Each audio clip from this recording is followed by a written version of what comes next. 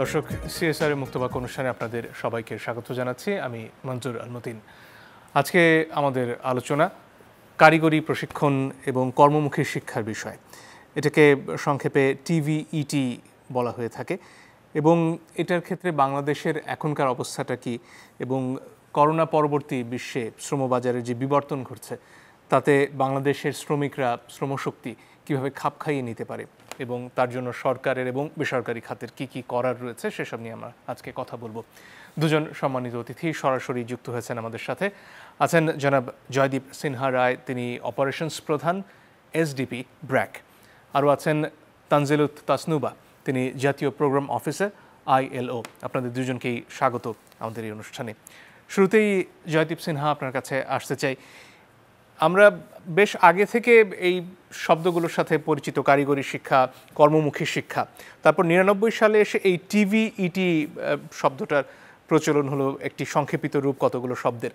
এটা আগের থেকে আসলে কি পরিবর্তন নিয়ে আসলো, সেখান থেকে যদি শুরু করি। ধন্যবাদ আপনাকে। আমরা এটা জানি, বাংলাদেশের শুরু থেকেই কিন্তু কোনো না কোনো ধরনের কর্মমুখী শিক্ষা বাংলাদেশে প্রচলিত ছিল এবং এটার এক ধরনের একটা রিফর্ম হয়েছে এবং এটা আপনি যেটা কারেক্টলি বলেছেন যে 99-এর দিকে, 90 দশকে এটাকে একটা TVET, technical vocational education and training এর একটা রূপ দেওয়া হয়েছে এবং আমরা এটাও জানি যে 2011-র দিকে বাংলাদেশ সরকার একটা দক্ষতা উন্নয়ন নীতিমালা প্রণয়ন করেছিল। তো সেই জায়গা থেকে যদি বলতে চাই যে বাংলাদেশে এই টিভেটের অথবা টিভিইটি এটার প্রয়োগ সবসময় ছিল এবং কিন্তু একটা জায়গা যেটা পরিবর্তন এখনো হয়নি এবং ডেফিনেটলি আমরা চাই যে এটার পরিবর্তন হোক, সেটা হচ্ছে যে বাংলাদেশ সরকারের যতটুকু ইন্টারেস্ট আছে এই পলিসিটাকে প্রণয়ন করার, এই পলিসি প্রণয়ন হয়ে যায় কিন্তু এটাকে ঠিকভাবে প্র্যাকটিসে রূপান্তরিত করবার জন্য কিছু কিছু বাধা, এটা আমরা গত 1 দশক অথবা 2 দশকের মধ্যে দেখেছি যে এখানে অনেক সুযোগ রয়েছে। এটা হতে পারে যে এই কারিগরি শিক্ষার যে ইম্পর্টেন্স, এটাকে একটা ম্যাসিভ আকারে, এটা অ্যাওয়ারনেসের আকারে সবাইকে বোঝানো, এটা একটা বড় জায়গা যেটা আমার মনে হয় যে যতটা সময় গড়িয়েছে ততটা আমরা ওই জায়গাটাতে খুব একটা কাজ করতে পারিনি এবং স্পেশালি বাংলাদেশের মতো দেশে যেখানে কিনা এখন যে জায়গায় আমরা দাঁড়িয়ে আছি, সেখানে একটা বড় জনগোষ্ঠীর একটা বড় অংশ হচ্ছে আমাদের যুব সমাজ। তো এই যুব সমাজকে যদি আমাদের কাজের সাথে কর্মমুখী কর্মসংস্থানের সাথে যদি আমাদেরকে যোগসূত্র তৈরি করতে হয়, তো সেই জায়গাটাতে আসলে টিভেট বলি অথবা কারিগরি শিক্ষা, এটার একটা বিশাল অবদান রাখার জায়গা আছে। এবং সেই সাথে আমি আরেকটা একটু কনটেক্সট অ্যাড করতে চাই যে বাংলাদেশের যদি বেকারত্বের সংখ্যাটা নিয়ে একটু আলাপ করি, বাংলাদেশে ওভারঅল বেকারত্বের হার যেটা হচ্ছে 5%, কিন্তু যখনই ইউথ আনএমপ্লয়মেন্ট অথবা যুব সমাজের প্রতি যখন কিনা এই বেকারত্বের হারটা চিন্তা করি, এটা কিন্তু প্রায় 3 গুণ। তো তার মানে বাংলাদেশের মতো একটা দেশ যেখানে কিনা এত একটা বড় পপুলেশন রয়েছে, ইউথ পপুলেশন রয়েছে, যেটাকে আমরা ইউথ ডিভিডেন্ড বলি, সেই জায়গাটাতে এই একই সাথে আবার একটা বড় অংশ বেকারত্বের শিকার। এই একটা বড় চ্যালেঞ্জ, এটা বাংলাদেশের শুধুমাত্র এটা সোশ্যাল ডেভেলপমেন্ট না, এটা বাংলাদেশের ইকোনমিক ডেভেলপমেন্টের জন্য একটা বাধা। এবং এইটা আমার কাছে মনে হয় যে এটা প্রপার অ্যাওয়ারনেস, এখানে কোঅর্ডিনেটেড অ্যাপ্রোচের মাধ্যমে এটাতে আরো কাজ করার সুযোগ আছে। এবং দিন শেষে যতদিন পর্যন্ত না বাংলাদেশের যুব সমাজদেরকে এই কর্মক্ষেত্রে নিয়োগ করা যাবে, কর্মক্ষেত্রে যোগ করা যাবে, সো বাংলাদেশের যে একটা ওভারঅল একটা যে উন্নয়নের পরিকল্পনা আছে, এটা মনে হয় যে ওই জায়গাটাতে অ্যাচিভ করার ক্ষেত্রে একটা বড় বাধা থেকে যাবে। সো অনেকখানি পথ আমার মনে হয় যে আমরা পেরিয়েছি, বাট এখানে অনেক কাজ এখনো করবার আছে। অনেক ধন্যবাদ। মিস তাসনুবা, আপনার কাছে আসি এ পর্যায়ে। করোনা পরবর্তী সময়ে যে পরিস্থিতি আমরা দেখেছি, সে সময় আমরা দেখেছি প্রচুর সংখ্যক শ্রমিক মধ্যপ্রাচ্য থেকে বাংলাদেশে ফেরত এসেছেন এবং দেশে এসেও তারা কাজ খুঁজে পেতে বেশ কষ্টের মধ্যে পড়েছেন এবং তাদেরকে নানান ধরনের ঋণ দেয়া হয়েছে, তাদেরকে উদ্যোক্তা করে তোলার চেষ্টা করা হয়েছে এবং সেখানে আসলে কতটুকু সাফল্য এসেছে সেটা প্রশ্ন সাপেক্ষ। এই যে পরিবর্তিত বিশ্বে একটা নতুন বাস্তবতায় আমরা এখন রয়েছি, সেখানে এই কর্মমুখী শিক্ষাটা আসলে কি ভূমিকা পালন করতে পারে? ধন্যবাদ। এই ক্ষেত্রে আমি বলবো যে অনেক বড় একটা চ্যালেঞ্জের মধ্য দিয়ে আমরা পার করেছি গত ১.৫ বছরেরও বেশি। যারা এসেছেন বিভিন্ন বিভিন্ন দেশ থেকে, যারা ফেরত এসেছেন, তারা এসে আসলে চাকুরির জন্য বা নিজের কর্মসংস্থান তৈরির জন্য অনেক অনেক ধরনের চেষ্টা করেছেন এবং আপনি যেটা ভালো মানে ঠিক মতোই বলেছেন যে অনেক ধরনের সংস্থা এগিয়ে এসেছে, সরকার এগিয়ে এসেছে। এখানে যে বিষয়টা আসলে মাথায় রাখা প্রয়োজন সেটা হচ্ছে যে তাদেরকে আমরা কিভাবে দক্ষ করতে পারি এবং যেই দক্ষতাটা তাদের আছে অলরেডি সেটাকে আমরা কিভাবে রিকগনাইজ করতে পারি। সো এই ক্ষেত্রে অনেক বড় একটা ভূমিকা রাখতে পারে হচ্ছে রিকগনিশন অফ প্রায়র লার্নিং। আমরা যেটাকে বলি যে আমাদের এখানে অনেক শ্রমিক এসেছেন যাদের অলরেডি দক্ষতাটা আছে, কিন্তু আমরা আসলে সেই জায়গাটা থেকে তারা আসলে কোন লেভেলে আছেন দক্ষতার দিক থেকে বা তাদের কোনো সার্টিফিকেশন হয়তো বা নেই, সেই ক্ষেত্রে আমরা যেটা করতে পারি সেটা হচ্ছে যে আরপিএল যেটাকে আমরা বলি, রিকগনিশন অফ প্রায়র লার্নিং এর অ্যাসেসমেন্ট এবং সার্টিফিকেশনের মাধ্যমে তাদের আসলে একটা দক্ষতাকে ফর্মালি এটাকে একটা জায়গায় নিয়ে যাওয়া, যে তাদের কি ধরনের দক্ষতা আছে এবং কে আসলে কোন লেভেলের জন্য কোন ধরনের কাজের জন্য উপযুক্ত। এইটার যেমন একটা অ্যাসেসমেন্ট প্রয়োজন, শুধুমাত্র অ্যাসেসমেন্ট, আমি আসলে শুরু করবো আরেকটু কিছুটা আগে থেকে, যেটা হচ্ছে যে identification of this returning migrants, কারা কোথায় কিভাবে আছেন। অলরেডি আমাদের আন্তর্জাতিক শ্রম সংস্থা, আমাদের যে শ্রম ও কর্মসংস্থান যে মন্ত্রণালয় আছে তার সাথে আমরা একসাথে হয়ে চুক্তিবদ্ধ হয়ে আমরা কিছু কাজ করছি। তার মধ্যে যেটা একটা অনেক বড় একটা কাজ হচ্ছে এই আইডেন্টিফিকেশন অফ রিটার্নিং মাইগ্রেন্টস, কারা আছেন, কিভাবে আছেন, কোথায় আছেন, কি অবস্থায় আছেন, তাদের জন্য একটা ডেটাবেস তৈরি করা। এবং সেই ক্ষেত্রে সেই ডেটাবেসটা যখন আমাদের সামনে থাকবে আমরা খুব সহজেই জেনে যাব যে আসলে কার কি ধরনের দক্ষতা আছে, কার কি ধরনের দক্ষতার প্রয়োজন আছে, এবং সেইটার উপরে ভিত্তি করে আমরা তাদেরকে অ্যাসেসমেন্ট করতে পারি, যেটা আমরা টিবেটের ভাষায় যদি বলি যে রিকগনিশন অফ প্রায়র লার্নিং। 2 দিনের একটা অ্যাসেসমেন্ট করা হয় এবং তারপরে সেই অ্যাসেসমেন্টের ভিত্তিতে তাদেরকে একটা সার্টিফিকেশন প্রদান করা হয়। সুতরাং এই জিনিসটা খুব বড় একটা জরুরি বিষয়। আমরা যদি তাদেরকে বাংলাদেশে তাদের কর্মসংস্থানটাকে আরো ফর্মালাইজ করতে চাই, এবং এই সময় আরেকটা জিনিস যেটা দরকার সেটা হচ্ছে এন্টারপ্রেনারশিপ ডেভেলপমেন্ট ট্রেনিং। তারা অনেকেই এসেছেন, তাদের কাছে হয়তো বা আমি বলবো যে তাদের কাছে ফান্ডিংটা আছে, তাদের নিজেদেরকে তারা আসলে অনেকেই আছেন যাদের কাছে সেই পর্যাপ্ত পরিমাণ অর্থটা আছে যেটা দিয়ে তারা কিছু একটা শুরু করতে পারবেন। সুতরাং সেই ক্ষেত্রে তারা কোথায় কিভাবে শুরু করতে পারবেন সেটা যেমন দরকার, কি কোন ধরনের কিছু ট্রেনিং প্রয়োজন আছে তাদেরকে এন্টারপ্রেনারশিপ ডেভেলপমেন্টের জন্য, সেই ট্রেনিংগুলো দেওয়া প্রয়োজন। এবং একই সাথে যাদের সিড ফান্ডিং এর প্রয়োজন তাদেরকে সেই সিড ফান্ডিং এর ব্যবস্থাটা করা প্রয়োজন। এটা একদিকে। আরেকদিকে হচ্ছে তারা যখন আবার ফেরত যাবে তাদের দেশে, সুতরাং সেই ক্ষেত্রে আমরা তাদের জন্য কি করতে পারি, সেই ক্ষেত্রে আমাদের বেশ কিছু কাজ করণীয় আছে। এবং আইএলও আমাদের কর্মসংস্থান যে মন্ত্রণালয়টা আছে, শ্রম কর্মসংস্থান মন্ত্রণালয়, তাদের সাথে মিলিত হয়ে যে আরেকটা কাজ আমরা করছি সেটা হচ্ছে একটা ইআরপিএল সিস্টেম এবং একটা স্কিলস পাসপোর্টের ব্যবস্থা করা। সুতরাং এইটার মাধ্যমে যেটা হবে, যে যেখানে আছে, যেই দেশে আছে, তারা যদি এখানে আসতে চায় বা এখান থেকে যদি শ্রমিকরা অন্য দেশে যেতে চান, তাহলে তাদেরকে তাদের অ্যাসেসমেন্টের ভিত্তিতে যেই সার্টিফিকেশনটা আছে তাদেরকে একটা স্কিলস পাসপোর্ট প্রণয়ন করা হবে, যেই পাসপোর্টটা দিয়ে তারা যে কোনো দেশে গিয়ে আসলে কোথায় কিভাবে কাজে লাগাতে পারবে সেই জিনিসটাকে আমরা সামনে আনতে পারবো।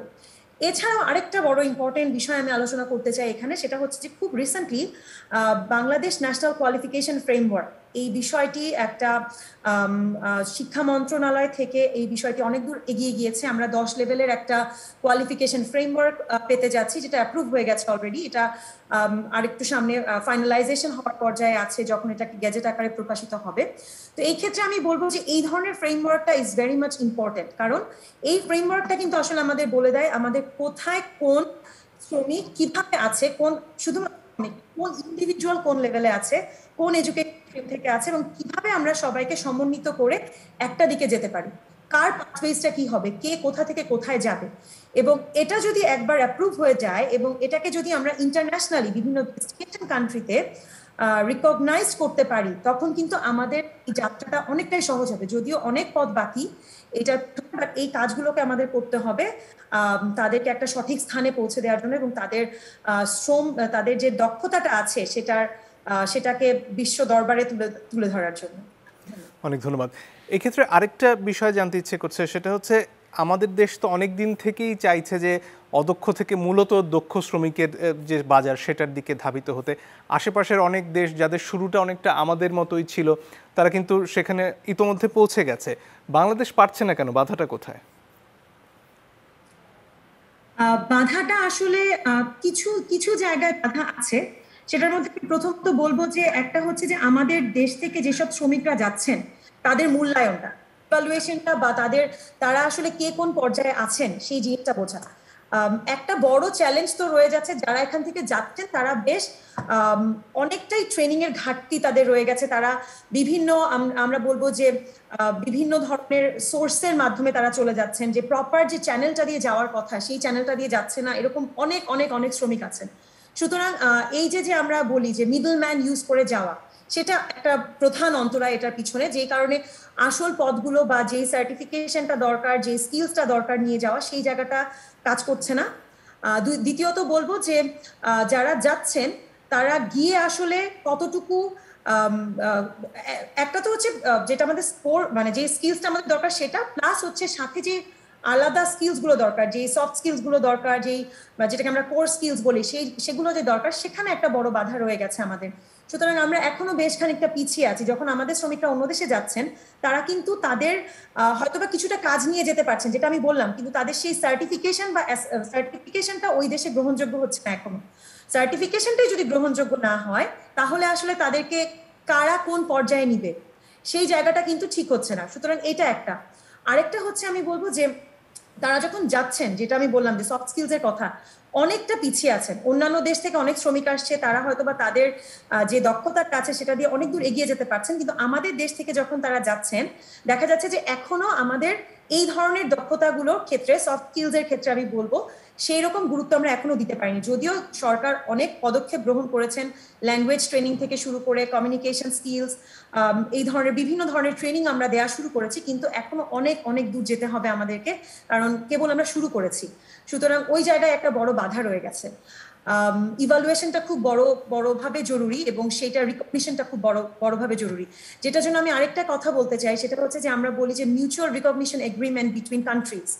আমাদের দেশের সাথে, আমরা যে ডেস্টিনেশন কান্ট্রিগুলো আছে তার সাথে আমাদের এরকম মিউচুয়াল রিকগনিশন এগ্রিমেন্ট থাকতে হবে। যে এগ্রিমেন্টগুলো কিন্তু আমাদের আসলে নেই এখনো কোনো কান্ট্রির সাথে। আমাদের এমওইউ করা আছে, মেমোরেন্ডাম অফ আন্ডারস্ট্যান্ডিং আছে বিভিন্ন দেশের সাথে, বিভিন্ন কোম্পানির সাথে ওইসব দেশের, কিন্তু যে নেশন টু নেশন যে রিকগনিশনটার জন্য যে এগ্রিমেন্টটা দরকার, সেইটা কিন্তু আমরা এখনো অনেক দূর পিছিয়ে আছি সেই জায়গাটা থেকে। এবং সেটার জন্য আসলে যেটা বললাম আমি দরকার একটা স্ট্যান্ডার্ড কোয়ালিফিকেশন, একটা স্ট্যান্ডার্ড ফ্রেমওয়ার্ক, এবং তার মাধ্যমে সেটার রিকগনিশন। এখানে সৌদি আরবের প্রসঙ্গটা স্বাভাবিকভাবেই চলে আসে। সেখানে ফ্রি ভিসার নামে যা হচ্ছে, ধরুন সেখানে যারা যাচ্ছেন এই ফ্রি ভিসার মাধ্যমে তাদের সুনির্দিষ্ট কোনো কাজ থাকছে না, এবং যাদের কথা বলে নেওয়া হচ্ছে, যারা সেখানে দাবি করছেন যে তারা আসলে চাকরি দেবেন, তারাও একটা মোটা টাকা নিচ্ছেন এই ফ্রি ভিসার প্রক্রিয়া করার ক্ষেত্রে। এই যে একটা চক্র রয়েছে, এটা থেকে বেরিয়ে আসার কোনো রাস্তা কি দেখেন আপনি? এটা থেকে বেরিয়ে আসার অবশ্যই রাস্তা আছে, এবং সেটার জন্যই আসলে আমরা কাজ করছি। আমি যেটা বললাম যে একটা বড় সংখ্যক আমাদের শুধুমাত্র রিটার্নি মাইগ্রেন্ট না, মাইগ্রেন্টদেরকেও রিকগনাইজ করার জন্য একটা বড় ধরনের কিছু বিষয় আর কি, কিছু সিস্টেমিক পরিবর্তন আসলে প্রয়োজন আমাদের এখানে। তার মধ্যে একটা হচ্ছে যে তাদেরকে একটা ডেটাবেস বলি, একটা সিস্টেমের ভিতরে অন্তর্ভুক্ত করে ফেলা, কারা কিভাবে যেতে চাচ্ছেন। যেটা আরেকটা বললাম যে স্কিলস পাসপোর্ট। এখন আমি যখন একটা দেশের নাগরিক, আমি যখন এক জায়গা থেকে আরেকটা দেশে যাবো, আমার পাসপোর্টটা কাজ করছে। সেরকম স্কিলস পাসপোর্টটা যদি আমরা বাস্তবায়ন করতে পারি, এবং সেটা যদি আমরা প্রত্যেকটা যারা দক্ষ শ্রমিক বা যারা শ্রমিক অন্য দেশে যাচ্ছেন, ডেস্টিনেশন কান্ট্রিজ গুলোতে যাচ্ছেন, তাদের জন্য যদি আমরা এরকম একটা স্কিলস পাসপোর্ট এনশিওর করতে পারি যে তার দক্ষতাটা ছাড়া সে এই দেশ থেকে মুভই করতে পারবে না অন্য কান্ট্রিতে। এই ধরনের কিছু সিস্টেমিক পরিবর্তন যদি আসে, শুধুমাত্র তখনই আসলে সম্ভব আমাদের এই যে ধরেন মিডলম্যান যা বলছি আমরা, বা এই যে বিভিন্ন চক্রটা কাজ করছে সেইটাকে মোকাবেলা করার জন্য। সুতরাং ডিজিটাল ইন্টারভেনশন খুব বড় মাত্রায় জরুরি, এবং সেই সাথে এই ধরনের সিস্টেমিক পরিবর্তনগুলো আমাদেরকে এগিয়ে নিয়ে যেতে হবে। এবং একই সাথে আমি যেটা বলেছি এর আগে, ইআরপিএল সিস্টেমের মাধ্যমে দেশের পৃথিবীর বিভিন্ন স্থানে যে শ্রমিকরা আছেন তাদের একটা অ্যাসেসমেন্ট করে ওই দেশের স্ট্যান্ডার্ডের সাথে মিলিয়ে তাকে একটা জায়গায় পৌঁছে দেওয়া, একটা স্ট্যান্ডার্ডের মধ্যে এনে দেওয়া, এই জিনিসগুলো যখন হবে একমাত্র তখনই আসলে সম্ভব এই ধরনের যে চক্রটা আছে সেই চক্র থেকে বেরিয়ে আসা। এবং আমাদের আমরা যথাযথভাবেই শুরু করেছি, আশা করছি যে খুব শীঘ্রই আমরা একটা ভালো ফলাফল দেখতে পারবো। অনেক ধন্যবাদ। জনাব রায়, আপনার কাছে ফিরে আসি। এই যে পরিস্থিতি যেখানে একজন মানুষ ফ্রি ভিসা নিয়ে দেশের বাইরে যাচ্ছেন, তিনি জানেন তার সেখানে কোনো নির্দিষ্ট কাজ নেই, এমন কাজ করছেন হয়তো একটা দোকানে ফল আসে সেগুলো তিনি টেনে নিয়ে দিচ্ছেন, সেটার জন্য কোনো নির্দিষ্ট বেতনও নেই।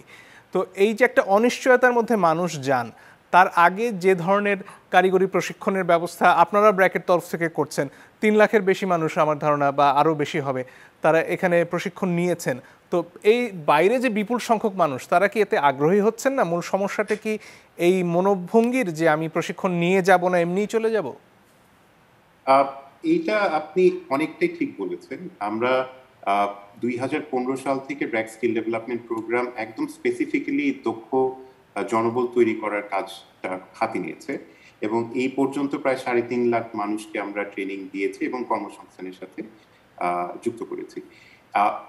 এই পুরো কাজটা করতে গিয়ে যে প্র্যাকটিক্যাল কিছু চ্যালেঞ্জ আপনি যেটা অলরেডি বলেছেন, এটা একটা বড় চ্যালেঞ্জ। সেটা হচ্ছে যে আমাদের পারসেপশন কারিগরি শিক্ষার উপর, এটা একটা মানে আমরা যদি স্কুল পর্যায় থেকেও চিন্তা করে দেখি যে এখানে আমরা কারিগরি শিক্ষাকে আমরা স্থান দিয়ে একটা তৃতীয় অপশন হিসেবে, থার্ড অপশন হিসেবে, যে জেনারেল এডুকেশন আছে, জেনারেল এডুকেশনে কেউ সায়েন্স কমার্স আর্টস করছে, এরপরে হয়তো কেউ মাদ্রাসাতে পড়তে চায়, কিন্তু তারপর যার কোথাও কোনো গতি নেই সে আসলে কারিগরি শিক্ষাতে আসতে চায়। এবং এইটা অ্যাকচুয়ালি সমাজের প্রত্যেকটা স্তরের জন্যই প্রযোজ্য। এবং এটা আমাকে যদি বলেন, আমার মানে মধ্যবিত্ত যে সমাজ আছে এইখান থেকে শুরু করে একদম যে দারিদ্র্য সীমার নিচে থাকে তারও কিন্তু সেম এক ধরনের পারসেপশন নিয়ে থাকে। সো এইটা আসলে শুধুমাত্র যারা কিনা দেশের বাইরে যাচ্ছে তাদের পারসেপশনের যে একটা ঘাটতি তা বলবো না, এবং এটা আসলে একটা সামগ্রিক একটা সমস্যা আর কি, যে তারা দিন শেষে সবাই ডাক্তার ইঞ্জিনিয়ার হতে চায় এবং এটাতে কোনো বাধা নেই। বাট জব মার্কেটে অ্যাকচুয়ালি কি টাইপের চাকরির সুযোগ আছে এবং সেই জায়গাটাতে আমি একজন ছেলে অথবা একজন মেয়ে হিসেবে কিভাবে করে ওই চাকরির জন্য নিজেকে তৈরি করতে পারি, তো সেইটার যে একটা ওভারঅল আন্ডারস্ট্যান্ডিং এর বিষয় আছে, সেইটা একটা বড় অ্যাওয়ারনেসের ঘাটতি আমরা সবসময় লক্ষ্য করি। এবং এটা আমরা এই গত 5-6 বছর ধরে কাজ করতে গিয়ে যেটা দেখেছি যে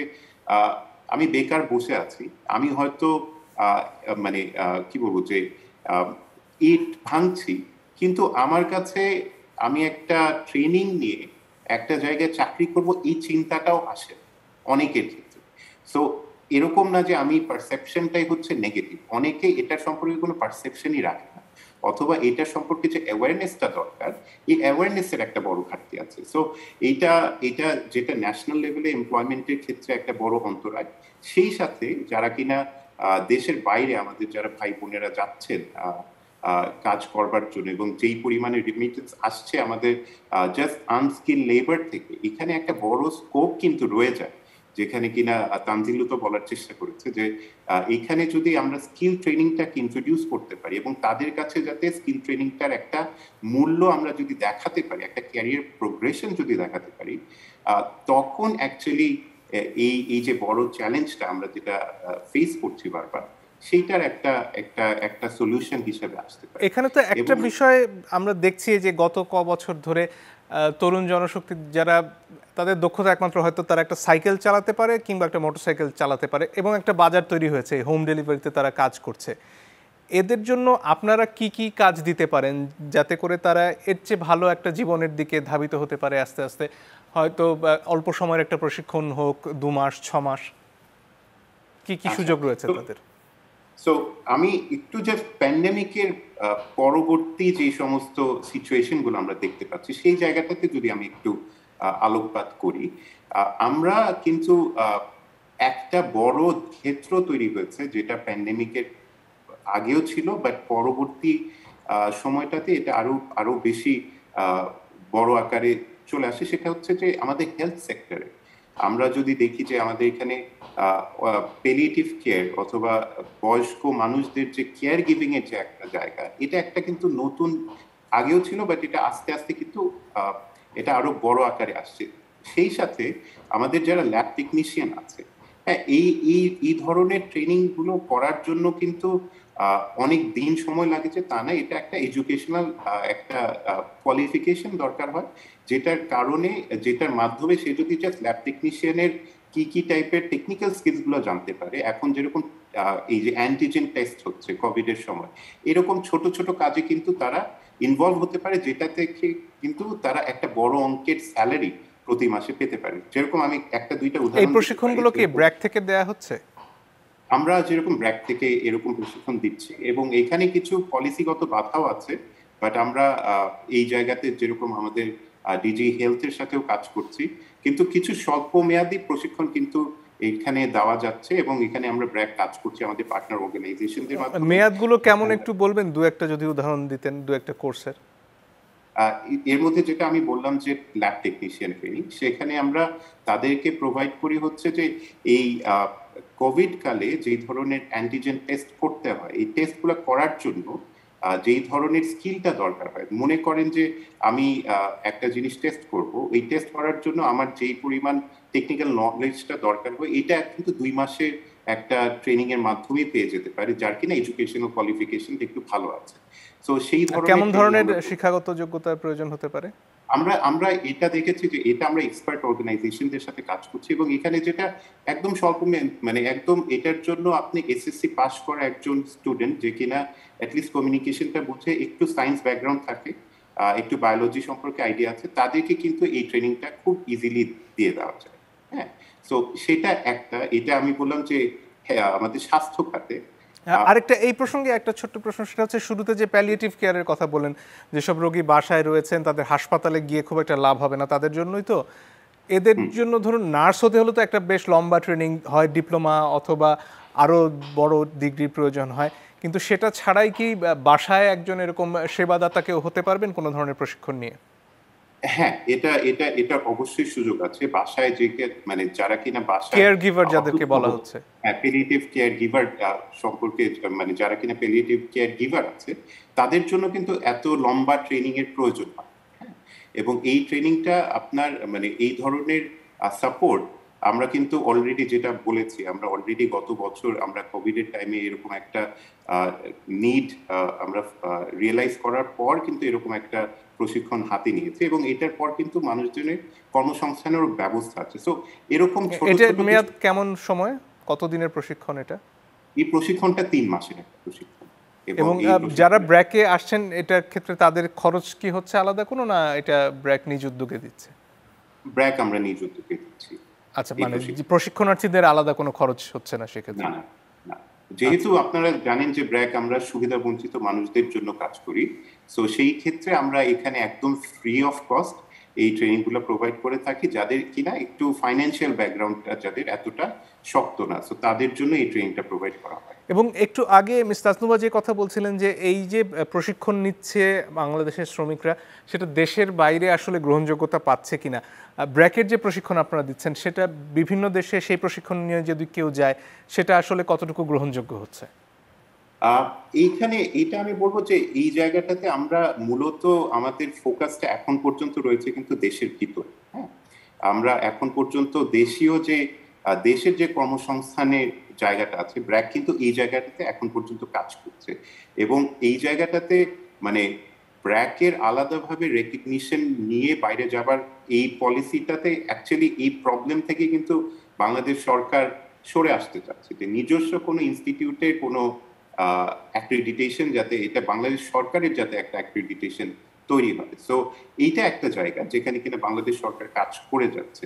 বাট দেশের ভিতরে যদি বলি, সেই জায়গাটাতে আমি কিছু কিছু জায়গা, যেটা আমি শুরুতে বলেছিলাম যে বাংলাদেশের সরকারের নীতিমালা আছে, এবং ওই পলিসিটাকে প্র্যাকটিসে পরিণত করবার একটা জায়গা, যেটা আমি পার্সোনালি ফিল করি, সেটা হচ্ছে যে আমাদের মানে আমাদের যে সার্টিফিকেশনের, সরকারি যে সার্টিফিকেশনের একটা সুন্দর একটা পলিসির কথা বলা আছে, এইটার রেকগনিশন যেরকম আমরাও দিতে চাই, এবং সেই রেকগনিশনটা কিন্তু যে এমপ্লয়ার আছে, যিনি কিনা নিয়োগকর্তা, তাকেও কিন্তু দিতে হবে। হ্যাঁ, এবং এই নিয়োগকর্তা যতদিন পর্যন্ত না এই সার্টিফিকেশনের ভ্যালু দিচ্ছে, তখন কিন্তু যতদিন এটা না পাচ্ছে একজনের জন্য কিন্তু এই সার্টিফিকেটের কোনো ভ্যালু থাকছে না। সো এইটা অ্যাকচুয়ালি একটা বড় জায়গা যেখানে আমার মনে হয় যে এটা শুধু ব্র্যাক অথবা সরকার অথবা আইএলও না, এখানে প্রাইভেট সেক্টরের একটা বড় রোল আছে এবং এখানে একটা কোঅর্ডিনেটেড অ্যাপ্রোচের একটা দরকার আছে, যেখানে কিনা প্রাইভেট সেক্টর তারা নিজেরাও এই সার্টিফিকেশনটাকে রেকগনাইজ করবে। এবং এইখানে আমার মনে হয় যে এটা শুধু ব্র্যাক অথবা এটা কোনো অন্য কোনো ইনস্টিটিউটের চেয়ে সরকারি যে সার্টিফিকেটটা দেওয়া হয় ওইটাকে রেকগনাইজ করলে হয়তো যেই সমস্যাটা আমরা এখন পর্যন্ত ফেস করে আসছি ওই ডুপ্লিকেশনের সমস্যা ওইটার থাকবে না। জি, অনেক ধন্যবাদ।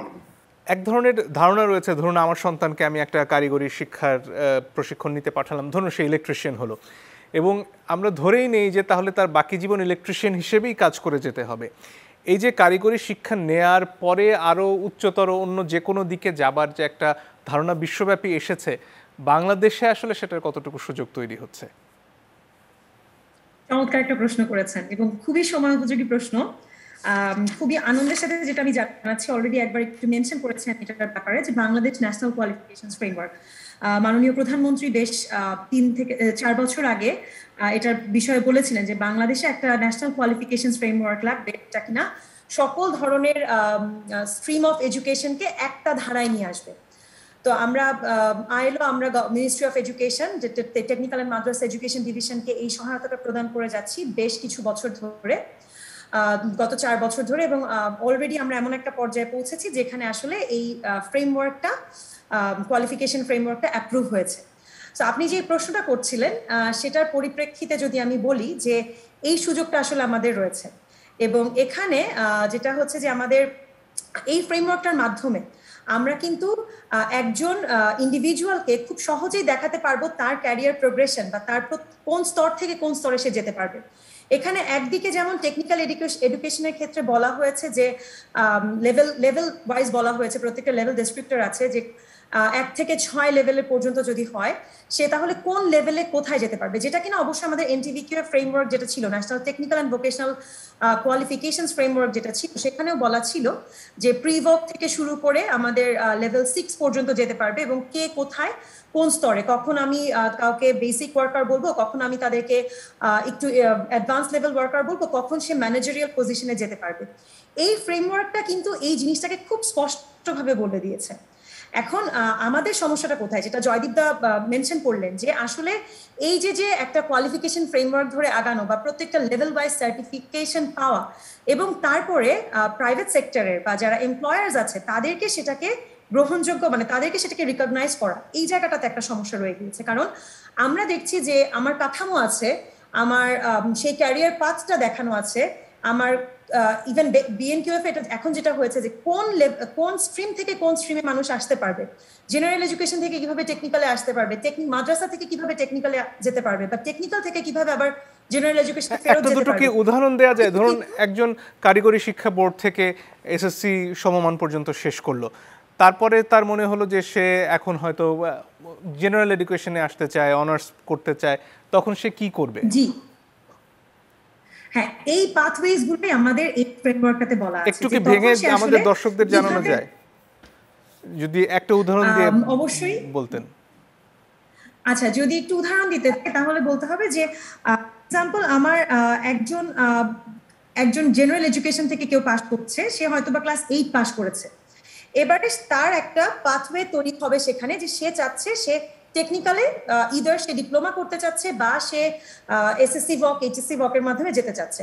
সুতরাং সেখানে সে কিভাবে যেতে পারবে, তার ওই যে জিনিসটা আমরা বলি যে এক জায়গা থেকে এক মিডিয়াম থেকে আরেক মিডিয়ামে যাওয়ার জন্য যে ধরনের সার্টিফিকেশন প্রয়োজন, বা আমি আসলে কোন কোন ক্রাইটেরিয়া থাকলে আমি যেতে পারবো, সেই ক্রাইটেরিয়াগুলো এখানে ডিফাইন করে দেওয়া হয়েছে।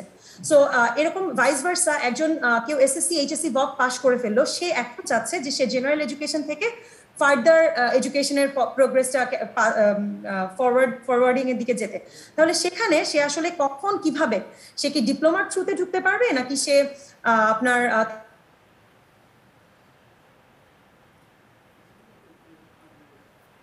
একটু বোধহয় তাকে একটা অনার্স করতে পারবে, সেই প্রত্যেকটা বিষয় দেখাতে পারতাম, তাহলে খুব সহজেই বলা যেত।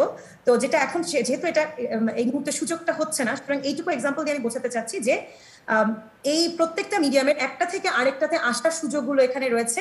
এখানে ক্লিয়ারলি ডিফাইন থাকবে কার কি ধরনের কোয়ালিফিকেশন থাকলে, কি ধরনের স্কিলস থাকলে সে একটা থেকে আরেকটাতে মুভ করতে পারবে।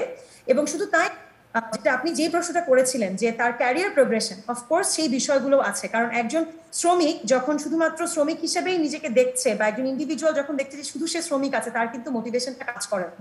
কিন্তু এই ফ্রেমওয়ার্কটা এখন এই বিষয়টাকে উন্মুক্ত করে দিয়েছে, এবং এই ফ্রেমওয়ার্কটা তাদেরকে দেখাচ্ছে যে আমি চাইলে এইটুকু কাজ করেছি, বা আমার এখন হয়তো লেভেল 1 সার্টিফিকেশন আছে, আমি লেভেল 2, 3, 4, 5 করে আমি একজন ম্যানেজারিয়াল পজিশনে যেতে পারবো। সুতরাং এই প্রত্যেকটা বিষয় এখানে অন্তর্ভুক্ত আছে, যেটা আমি বললাম যে কোন ধরনের স্কিলস, কোন ধরনের অ্যাটিটিউড, কোন ধরনের এক্সপিরিয়েন্স থাকতে হবে, কোন ধরনের কোয়ালিফিকেশন থাকতে হবে, এগুলো সবকিছু আসলে ওখানে মেনশন করে হয়েছে। অনেক ধন্যবাদ। সাম্প্রতিক সময়ে নারী শ্রমিকদের ব্যাপারে বেশ কিছু আলোচনা এসেছে। তারা যেমন দেশের ভেতরেও যারা বাসা বাড়িতে কাজ করতে গেছেন নির্যাতনের শিকার হয়েছেন, যারা অন্যান্য ক্ষেত্রে শ্রম দিচ্ছেন তারা এক ধরনের বৈষম্যের শিকার তো হচ্ছেনই। মধ্যপ্রাচ্য নিয়ে আমাদের প্রচুর তিক্ত অভিজ্ঞতা নারী শ্রমিকদের ক্ষেত্রে। তাদের অবস্থা পরিবর্তনের ক্ষেত্রে কারিগরি প্রশিক্ষণ বলুন, ভোকেশনাল প্রশিক্ষণ বলুন, সেটা আসলে এই মুহূর্তে কি ধরনের প্রভাব ফেলতে পারে এবং বাস্তবে আসলে এগুলোকে কাজে লাগানোর জন্য আমরা কি অবস্থায় রয়েছে এখন? আমার কাছে জি আপনাকে জিজ্ঞেস করছি। সো সেই ক্ষেত্রে আমি বলবো যে কয়েকটা বিষয় আসলে এখানে মাথায় রাখতে হবে। একটা তো হচ্ছে পলিসিগত বিষয়, যেখানে কিন্তু পলিসির মাধ্যমে আমি যদি বলি যে আমরা ন্যাশনাল স্কিলস ডেভেলপমেন্ট পলিসিটা আছে 2011, সেখানেও মেনশন ছিল যে নারী শ্রমিকদেরকে বা নারী যারা আছেন তাদেরকে আসলে কিভাবে আমরা এই শ্রমবাজারে আনতে পারি, তাদেরকে কিভাবে আমরা কারিগরি প্রশিক্ষণের অন্তর্ভুক্ত করতে পারি। কোটা সিস্টেমের কথা বলা আছে, বিভিন্ন স্টাইপেন্ডের কথা বলা আছে, এবং সেটার আরো কিছু পরিবর্তন হয়ে আমরা যে খসড়া নীতিটা হচ্ছে জাতীয় দক্ষতা উন্নয়ন নীতি, যেটা খসড়া অবস্থায় আছে এখন 2021, সেখানেও কিন্তু এই বিষয়টাতে খুব এমফাসাইজ করা হয়েছে। এখন পলিসি এমফাসাইজ করা হয়েছে, সেটা একটা পার্ট যেটা কিনা আমাদেরকে অনেকটাই আমাদের জন্য একটা ডোর ওপেন করে দেয় কাজগুলো করার জন্য। কিন্তু এখানে আসলে আরো কিছু বিষয় লক্ষ্য রাখতে হবে। সেটা হচ্ছে যে আমি আসলে অ্যাক্সেসটা কিভাবে দিতে পারছি, বা অ্যাক্সেস দেওয়ার আগেও আসলে আমি অ্যাওয়ারনেসটা কতটুকু আনতে পারছি, আমি আসলে সোসাইটিকে কতটুকু জানাতে পারছি যে আমাদের নারীদের জন্য কর্মসংস্থানে বা শ্রমবাজারে কি কি অপশন আছে, এবং আমি আসলে সেই জায়গাটাকে, সেই পরিবেশটা তাদের জন্য সৃষ্টি করতে পারছি কিনা। একদিকে যেমন নারী যারা আছেন তারা যখন ট্রেনিং নিতে আসবেন বা কর্মমুখী শিক্ষার জন্য তারা যখন আসবেন, তাদের কিন্তু সেই অ্যাক্সেসটা ইনস্টিটিউট লেভেলে থাকতে হবে। ইনস্টিটিউট গুলোকে আসলে আরো নারী বান্ধব যে অকুপেশনস গুলো আছে সেগুলোকে সামনে নিয়ে আসতে হবে, সেগুলোতে ট্রেনিং এর ব্যবস্থা করতে হবে, এবং একই সাথে যারা এমপ্লয়ার্স আছেন তাদেরকেও সেই বিষয়টাকে রিকগনাইজ করতে হবে যে আসলে নারী শ্রমিকদের জন্য, মানে নারীদের জন্য আসলে আমরা কিভাবে পথটাকে আরো উন্মুক্ত করতে পারি। আমি শুধুমাত্র অ্যাক্সেস দিয়ে বসে থাকলাম, কিন্তু আমার এমপ্লয়মেন্টের ক্ষেত্রে, কর্মসংস্থানের ক্ষেত্রে আসলে সেটা কাজে দিল না, সেই ক্ষেত্রে কিন্তু এটা খুব ডিফিকাল্ট হয়ে যায়। সুতরাং এই ক্ষেত্রে যে বিষয়গুলোর দিকে খেয়াল রাখা লাগবে, তার মধ্যে প্রথম হচ্ছে যে অ্যাক্সেসের সাথে সাথে আমার এমপ্লয়মেন্ট অপরচুনিটিস ক্রিয়েট করা, এবং একই সাথে আপনি যেটা বলছেন যে মধ্যপ্রাচ্য থেকে অনেকে ফিরে আসছে, অনেক ধরনের হ্যারাসমেন্ট, অনেক বাজে বাজে অভিজ্ঞতা আছে আমাদের। সুতরাং সেই ক্ষেত্রে কিন্তু পলিসিটা আরো স্ট্রং হতে হবে আমাদের, যে আমি আসলে যখন একজন নারী শ্রমিক যখন দেশের বাইরে যাচ্ছেন, তার জন্য আমি কি ধরনের সেফটি সিকিউরিটি এনভায়রনমেন্ট এনশিওর করব, এবং কি ধরনের ভায়োলেশন হলে আমরা সেটার বিরুদ্ধে আমরা একটা স্টেপ নিব, সেই জায়গাগুলোতে আসলে এখনো অনেক কাজ করা রয়ে গেছে, এখানে কাজ করতে হবে। আরেকটা বিষয় চলে আসে এর পাশাপাশি, প্রতিবন্ধীদের ব্যাপারে বাংলাদেশের সরকারের তরফ থেকে নানান ধরনের চিন্তাভাবনা এখন আমরা দেখি, কিন্তু সামাজিক অবস্থা থেকে যদি চিন্তা করি, প্রতিবন্ধীদের এখনো মোটা দাগে একটা পরিবারের জন্য বোঝা হিসেবেই চিন্তা করা হয়ে থাকে। এই যে একটা বন্ধ ধারণা, সেখান থেকে সমাজকে বের করে আনার জন্য আসলে অ্যাডভোকেসি লেভেলে কি করার রয়েছে? অ্যাডভোকেসি লেভেলে আসলে যেটা আমি বলবো যে আমাদের প্রচুর সচেতনতামূলক কাজকর্মগুলো চালিয়ে যেতে হবে। এটা হয়েছে, আমি বলবো যে আমরা আসলে অনেকটা পথ পেরিয়েছি এবং অনেক বেশ মোটামুটি একটা ভালো অবস্থানে আমরা এখন আসতে পেরেছি, এইটুকুতে যে আমরা কিন্তু আসলে এই যে স্থানটা প্রতিবন্ধী যারা ব্যক্তি আছেন তাদের যে একটা স্থান আছে সেইটাকে আমরা রিকগনাইজ করাতে পেরেছি। আপনি কিন্তু দেখবেন এখন আমাদের যে কোনো পলিসি বলেন বা যে কোনো ধরনের কার্যক্রম অ্যাক্টিভিটি যাই করা হোক, আমরা কিন্তু সব জায়গায় সোশ্যাল ইনক্লুশনের কথা বলি। আমরা সব জায়গায় বলি যে পিপল উইথ ডিসেবিলিটিস তাদের একটা অবস্থান এবং তাদের একটা অ্যাক্সেস তৈরি করতে হবে। তো সেই জায়গাটায় আমরা অনেকটা দূর পথ পেরিয়েছি। এখনো যেটা প্রয়োজন সেটা হচ্ছে যে আমাদের আমরা যেটা বলি যে আমাদের আরো বেশি মানে অ্যাটিটিউডনাল পরিবর্তনটা দরকার, এবং সেই কারণে সবাইকে সর্বস্তরে আমার মনে হয় যে পজিটিভ উদাহরণগুলো আছে সেইগুলো আমাদেরকে সামনে আনতে হবে। আরেকটা বিষয় যেটা আমরা সবসময় বলি যে এমপ্যাথেটিক হতে হবে, সিম্প্যাথেটিক না। যে আমি আসলে উইচ উই অল নো যে এমপ্যাথি অ্যান্ড সিম্প্যাথির মধ্যে পার্থক্যটা কোথায়। সো এমপ্যাথেটিক হতে হবে তাদের প্রতি। আমার মনে হয় যে অনেক বেশি বেশি করে তাদের যে সাফল্যটা, সেই সাফল্যটা যদি আমরা তুলে আনতে পারি, এটাতে প্রতিবন্ধী ব্যক্তিবর্গ যেমন উদ্বুদ্ধ হবেন, সেই সাথে আমাদের যারা অন্যান্যরা আছে যারা তাদের জন্য তাদের যে পোটেনশিয়ালটা আছে সেটা রিকগনাইজ করতে তাদেরকে সহযোগিতা করতে পারে। সো আমি যদি ছোট করে একটা বলি যে আমরা recently directorate of technical education DTE তাদের জন্য আমরা একটা ক্যাম্পেইনের স্ট্র্যাটেজি তৈরি করে দিয়েছি, একটা সোশ্যাল একটা ক্যাম্পেইন স্ট্র্যাটেজি তৈরি করে দিয়েছি, মার্কেটিং স্ট্র্যাটেজি। সেখানে আমরা এই বিষয়গুলোকে যে কিভাবে আসলে এই ধরনের মানুষকে অন্তর্ভুক্ত করতে হবে সেটার জন্য স্ট্র্যাটেজি বলা আছে, কি ধরনের আমরা সচেতনতামূলক কার্যক্রম গ্রহণ করতে পারি সেই জিনিসগুলোকে বলা আছে। সুতরাং আমরা আশা করছি যে সরকার থেকে যদি এই ধরনের ক্যাম্পেইন বা এই ধরনের প্রচারণা চালানো হয় তাহলে আসলে এটা আরো অনেক বেশি ইফেক্টিভ হবে ফর এভরিওয়ান। সুতরাং এবং প্রাইভেট সেক্টরকেও আসলে এগিয়ে আসতে হবে। অনেক ধন্যবাদ। জনাব রায়, আপনার কাছে ফিরে আসি। একটু আগে আপনি একটা কথা বলছিলেন যে নেতিবাচক ধারণা দূরে থাক, অনেকের ধারণাই নেই আসলে এই কর্মমুখী শিক্ষা সম্পর্কে। একটা সময় ছিল যখন আমরা অন্তত সরকারি টেলিভিশনে দেখেছি কর্মমুখী শিক্ষা বিষয়ক বিজ্ঞাপন, এবং আসলে মানুষ এখানে আসলে কিভাবে অনেক সহজেই একটা কাজ খুঁজে পাবেন, একটা জীবিকা খুঁজে পাবেন। এখন কি সে ধরনের প্রচারণা সরকারের তরফ থেকে চোখে পড়ে, বা যেখানে সরকারের তরফ থেকে সবসময় সরকারি বেসরকারি অংশীদারিত্বের কথা বলা হয়, এখানে আইএলও রয়েছে, এই যে সবাই মিলে এখানে এক ধরনের ধারণা দেয়া, মানুষকে একটা আশা দেয়া যে এইভাবে আসলে আপনারা আসলে খুব সহজে কাজ পেতে পারেন, আপনার জীবিকার নিশ্চয়তা পেতে পারেন, সেটা আসলে আমরা কতদূর করতে পারছি?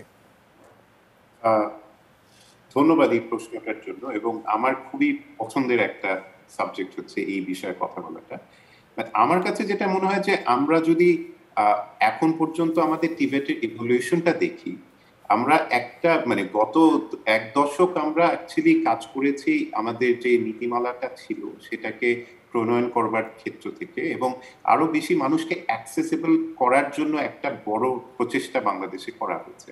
কিন্তু এখন গিয়ে আমরা এটা প্রত্যেকটা জায়গায় কিন্তু এই জিনিসটা আমরা ফিল করছি যে অ্যাক্সেসটা দেওয়ার জন্য যেই কাজটা করা হচ্ছে তার আগে কিন্তু অ্যাওয়ারনেস এবং তাদের মাইন্ডসেট চেঞ্জ করবার একটা এক ধরনের যৌথ প্রচেষ্টা দরকার।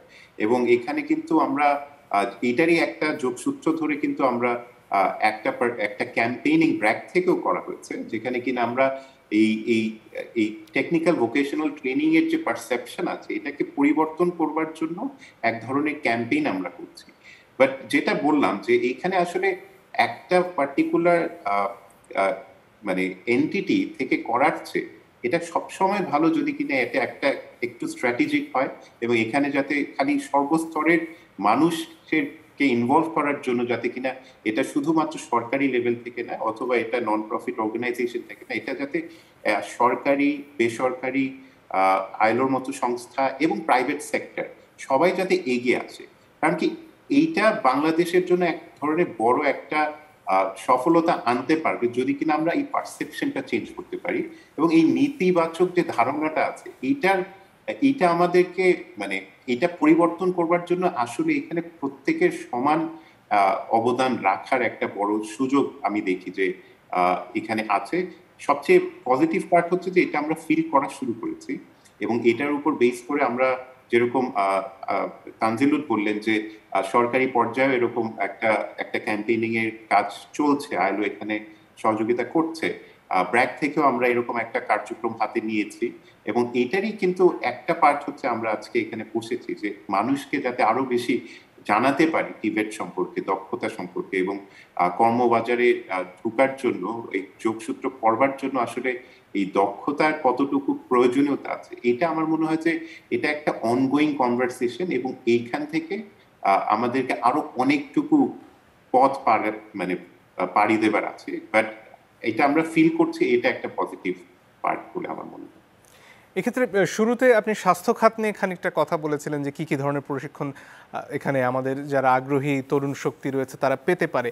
এর বাইরে আসলে আর কি ধরনের প্রশিক্ষণ বা কাজের ক্ষেত্র রয়েছে যেটা বিভিন্ন ক্ষেত্রে ব্র্যাক হোক, ব্র্যাকের বাইরে বিভিন্ন সরকারি প্রতিষ্ঠানে হোক মানুষ গিয়ে নিতে পারেন? এখানে যেটা স্বাস্থ্য খাত বললাম, এটা কিন্তু রিসেন্টলি ইমার্জ করছে, বাট আমরা যদি দেখি যে আইটি সেক্টর, এটা বাংলাদেশের প্রেক্ষাপটে কিন্তু আইটি সেক্টর একটা খুবই একটা গ্রোয়িং একটা ইন্ডাস্ট্রি। এখানে অনেক সুযোগ আছে, এখানে মেধাবী তরুণ তরুণী এবং অল্প শিক্ষা নিয়েও কিন্তু এখানে আইটি সেক্টরে কাজ করবার অনেক সুযোগ আছে। এখানে ফ্রিল্যান্সিং থেকে শুরু করে ডিজিটাল মার্কেটিং বলেন অথবা গ্রাফিক্স ডিজাইনিং বলেন, এরকম ছোট ছোট কিছু কোর্সের আমি নাম বললাম। ওভারঅল আইটি সেক্টর কিন্তু একটা বড় জায়গা আছে যেখানে কিনা কাজ করবার অনেক স্কোপ আছে। হেলথ সেক্টরের কথা বলা হয়েছে। আমরা যদি চিন্তা করে দেখি যে এন্টারপ্রেনারশিপ, এই জায়গাটাতে নতুন করে উদ্যোক্তা তৈরি করবার একটা বড় জায়গা আছে, যারা কিনা অলরেডি মানে স্কিলড হয়ে কোনো না কোনো ভাবে কর্মরত আছেন কোনো না কোনো জায়গায়, নিজে কিন্তু আরো অনেক মানুষের কর্মসংস্থানেরও ব্যবস্থা করতে পারবেন। সো এই জায়গাগুলো আমার কাছে মনে হয় যে এন্টারপ্রেনারশিপ আছে, আইটি সেক্টর আছে। আরএনজি সেক্টরে আমরা এখন পর্যন্ত বাংলাদেশের চিত্রটা দেখেছি নারীদের ক্ষেত্রে যে তারা একদম বেসিক লেভেলের সুইং মেশিন অপারেটর হিসেবে যুক্ত। সেই জায়গাটাতে কিন্তু এখন সুযোগ এসেছে যে তাদেরকে ম্যানেজারিয়াল পজিশনে নিয়ে যাওয়া, এবং এখানে ব্র্যাক আমরা প্রাইভেট অর্গানাইজেশনদের সাথে কাজ করছি যাতে কিনা তারা একটা বেসিক এন্ট্রি লেভেলের মানে এমপ্লয়ি থেকে আস্তে আস্তে যাতে সুপারভাইজার রোলে ঢুকতে পারে, ম্যানেজারিয়াল রোলে ঢুকতে পারে। সো এরকম অনেক এই পরিবর্তনটাকে আপনারা দেখছেন? ধরুন আমরা যেভাবে খবর পাই, একজন শ্রমিক যখন একটু দীর্ঘদিন কাজ করেন তার বেতন খানিকটা বেশি হয়ে যায়, তার মধ্যে আশঙ্কাটা কাজ করে যে খুব শীঘ্রই তার চাকরিটা চলে যাবে এবং তাকে আবার গোড়া থেকে শুরু করতে হবে, কারণ মালিকপক্ষ একজন শ্রমিককে বেশি বেতন দিয়ে বেশি দিন রাখতে আগ্রহী থাকেন না অনেক সময়।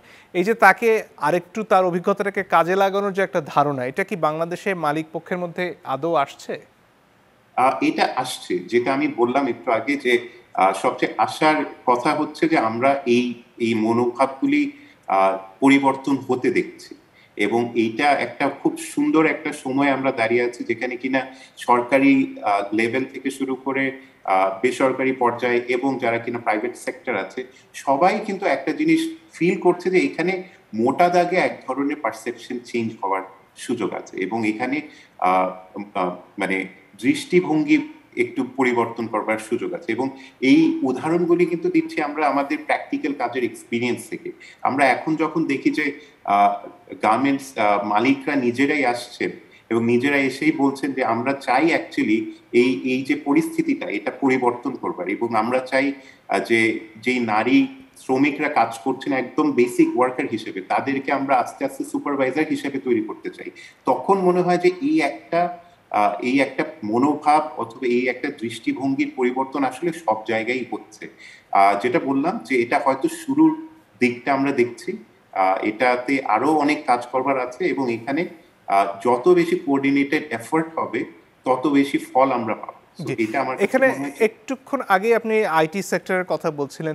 ধরুন আমাদের দেশে তো শিশু কিশোরদের হাতে পর্যন্ত স্মার্টফোন পৌঁছে গেছে, তারা সেখানে নানান ধরনের ভিডিও গেমস খেলছে যেগুলো বন্ধ করার জন্য হাইকোর্টকে এগিয়ে আসতে হচ্ছে। কিন্তু এই যে সময়টা তারা দিচ্ছে এই তথ্য প্রযুক্তিকে কেন্দ্র করে, সেটাকে আরেকটু উৎপাদনশীল খাতে কিভাবে আনা যেতে পারে?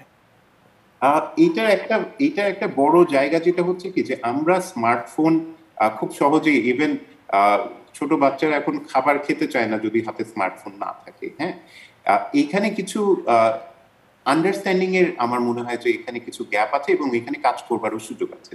আমি যদি আমেরিকার মতো দেশের দিকে তাকাই, একজন ক্লাস 6 মানে একজন 6 থেকে 7 বছর বয়সী বাচ্চারা কিন্তু কোডিং করতে শিখছে, কিন্তু আমাদের দেশে আমরা ভাবি যে কোডিং করতে হলে আমাকে অ্যাটলিস্ট সিএসসি পাস করতে হবে, এবং কোডিং ইজ সামথিং যেটা কিনা অল্প শিক্ষা দিয়ে করা সম্ভব না। এই মিসপারসেপশন গুলা, এই কনসেপ্ট গুলা আসলে যতদিন পরিবর্তন না হবে সেই জায়গাটাতে আমরা ওই ভয়ের মানে এই টেকনোলজিকে আমি ভীতি হিসাবে দেখবো অথবা শুধু এন্টারটেইনমেন্ট খাতেই ইউটিলাইজ করবো। বাট এখান থেকে যে আপনি যেটা বললেন যে এখান থেকে একটা প্রোডাক্টিভ একটা কিছু বের করবার, এইখানে আমার মনে হয় যে আরো বেশি অ্যাওয়ারনেস দরকার এই জায়গাটাতে, এবং আমাদের সবাইকে এটা জানতে হবে এবং জানাতে হবে যে এখান থেকে আমরা কি কি করতে পারি। তো এই একটা জায়গা আছে যেটা কিনা ভাঙবার অনেক সুযোগ আছে, এবং এটা আমরা অন্যান্য দেশেও যদি দেখি ওইখান থেকে উদাহরণ নিয়ে আমরা হয়তো কিছু কিছু জিনিস আমরা এখানে আমাদের দেশে কাজে লাগাতে পারি। অনেক ধন্যবাদ। মিস্টার তাজনুভা, আপনার কাছে ফিরে আসি। ইংরেজিতে একটা কথা আছে হোয়াইট কলার জব এবং ব্লু কলার জব, এবং তার যে তফাৎ সেটা বোধহয় আমাদের সমাজে এসে সম্মান এবং অসম্মানের একটা ধারণা তৈরি করে দেয়, যে যার কাজের মধ্যে কায়িক শ্রম জড়িত আছে সেটা খুব একটা সম্মানজনক নয়, এবং যিনি শুধু ডেস্ক চেয়ারে বসে কাজ করেন তিনি খুব সম্মানের কাজ করেন। এই যে একটা বিভাজন শ্রমের ক্ষেত্রে, সেটার বিলুপ্তি ছাড়া কি আপনি মনে করেন যে এই ভোকেশনাল ট্রেনিং বলুন কিংবা কারিগরি প্রশিক্ষণ বলুন, সেটার খুব পরিষ্কার একটা ভবিষ্যৎ রয়েছে? এক্ষেত্রে অবশ্যই পারসেপশনের পরিবর্তন, আগিতা বলেছেন যে পারসেপশনের পরিবর্তনটা খুব বেশি জরুরি। আসলে ওই ধারণাটা থেকে বের হয়ে আমাদের আসতে হবে। আমি বলবো যে যদিও আমরা দেখছি বাংলাদেশে কিন্তু রিসেন্টলি আপনি যদি দেখে থাকবেন এই যে আমাদের রিসেন্টলি যারা গ্রাজুয়েশন করছে বা যারা ইউনিভার্সিটিতে পড়ছে, university going students, college going students, তারা কিন্তু এখন এই ধারণাটা কিছুটা হয়তো ভাঙতে পেরেছে, যদিও সেটা খুবই শহর কেন্দ্রিক। সেটা আমরা দেখবো যে আমাদের বিভিন্ন ক্যাফেতে, যেটা আমরা বাইরেও বলি যে বিভিন্ন ক্যাফেতে হয়তো বা তারা ওয়েটারের একটা চাকরি নিচ্ছে বা অন্য যে কোনো ধরনের পার্ট টাইম কিছু জব করছে, এবং তারা কিন্তু আসলে, আমি খুব আশাবাদী আমাদের তরুণ প্রজন্মকে নিয়ে, কারণ তারা আসলে এই পারসেপশনটা ভাঙতে সফল হচ্ছে।